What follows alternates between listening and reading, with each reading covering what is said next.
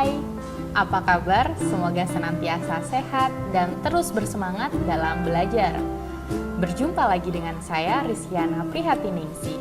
Kali ini saya akan membawakan materi tentang optimalisasi penggunaan WhatsApp dalam layanan bimbingan dan konseling. WhatsApp adalah salah satu aplikasi yang paling banyak digunakan oleh masyarakat di Indonesia. Saya yakin Bapak Ibu merupakan salah satu pengguna WhatsApp atau bahkan mungkin melaksanakan layanan bimbingan dan konseling juga menggunakan WhatsApp. WhatsApp memang cenderung aplikasi yang banyak digunakan oleh mahasiswa atau bahkan siswa atau masyarakat, dan juga merupakan aplikasi dengan penggunaan data yang lebih hemat. Pada konteks layanan BK di sekolah, pada kondisi pandemi saat ini, bagaimana penggunaan WhatsApp dapat lebih efektif dalam pelaksanaan BK di sekolah? Simak tayangan video berikut ini. Titik poin pada materi kita yang terakhir tentang optimalisasi penggunaan WhatsApp sebagai media layanan BK, terdapat beberapa hal.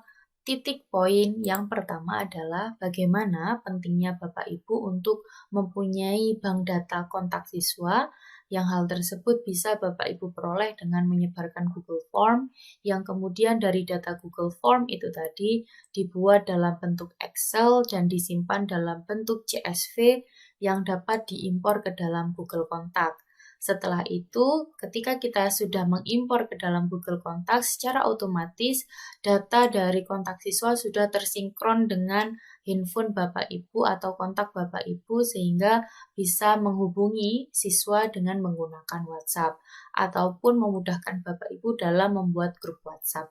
Karena ketika kita membuat grup WhatsApp, kalau nama-nama siswa tidak kita beri nama terlebih dahulu, itu tidak bisa seperti itu. Kalau tidak, Bapak Ibu bisa menyebarkan maksud saya, kode QR dari WhatsApp-nya Bapak Ibu. Hal itu bisa diakses dengan klik setelan yang ada di dalam WhatsApp, kemudian Bapak Ibu di sebelah kanan ada QR yang bisa di-share kepada siswa. Itu ada tanda share-nya. Selanjutnya adalah ketika Bapak Ibu sudah mempunyai kontak dari siswa, Bapak Ibu bisa membuat WhatsApp group, biasanya dibuat WhatsApp per kelas, atau Bapak Ibu membuat WhatsApp group sesuai dengan topik interest siswa. Biasanya misalnya ada beberapa siswa dibuat per chapter dan itu tidak long lasting, tidak dalam jangka waktu yang lama. Misalnya Bapak Ibu ingin mengupas tuntas tentang topik gender seperti itu. Gender di tengah kondisi pandemi misalnya. Bagaimana peran laki-laki dan peran perempuan dalam berbagai aspek di berbagai bidang profesi dalam kondisi pandemi saat ini. Entah itu dalam setting keluarga, ataupun dalam setting masyarakat, ataupun dalam setting masyarakat dunia. Bagaimana? Dan Bapak Ibu ingin membahas itu dan dibuat satu grup WhatsApp dan itu di-share kepada anak-anak, ditawarkan siapa saja misalnya yang ingin bergabung untuk membahas tentang topik tersebut. Ini bisa menjadi salah satu alternatif. Nah, nanti ketika topik itu selesai untuk dibahas, kemudian grup itu tentang gender itu kita hapus. Dan kita masuk ke dalam WhatsApp group sesuai dengan topik interest siswa yang lain. Bisa saja mungkin membahas tentang fashion, kita bikin grup WhatsApp yang chapter fashion untuk 2 minggu ke depan, ataupun di chapter PUBG, chapter game mungkin secara umum. Di situ kita membahas bersama, memberikan layanan dan juga berdialog dengan siswa dengan topik interest yang diinginkan oleh siswa.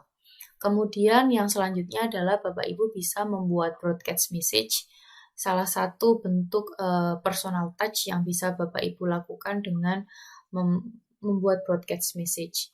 Jadi ini biasanya nggak semua anak-anak itu suka cek grup, lebih suka ketika dijapri secara pribadi. Ketika dijapri secara pribadi, alangkah lebih baik kalau Bapak Ibu menggunakan sentuhan-sentuhan yang sifatnya personal. Apa kabar? Seperti itu. dan itu dikirim untuk ke semua siswa. Walaupun mungkin nggak semua siswa akan merespon, tapi mungkin ada beberapa siswa yang lebih suka untuk dihubungi dengan jaringan pribadi. Nah, yang terakhir adalah bagaimana Bapak Ibu membuat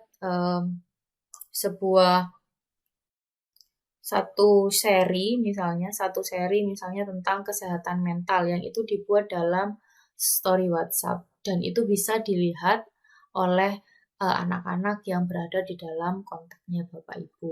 Mungkin ini secara garis besar bagaimana optimalisasi penggunaan WhatsApp dalam layanan bimbingan dan konseling. Bapak dan Ibu, itu tadi tayangan optimalisasi penggunaan WhatsApp sebagai media layanan BK.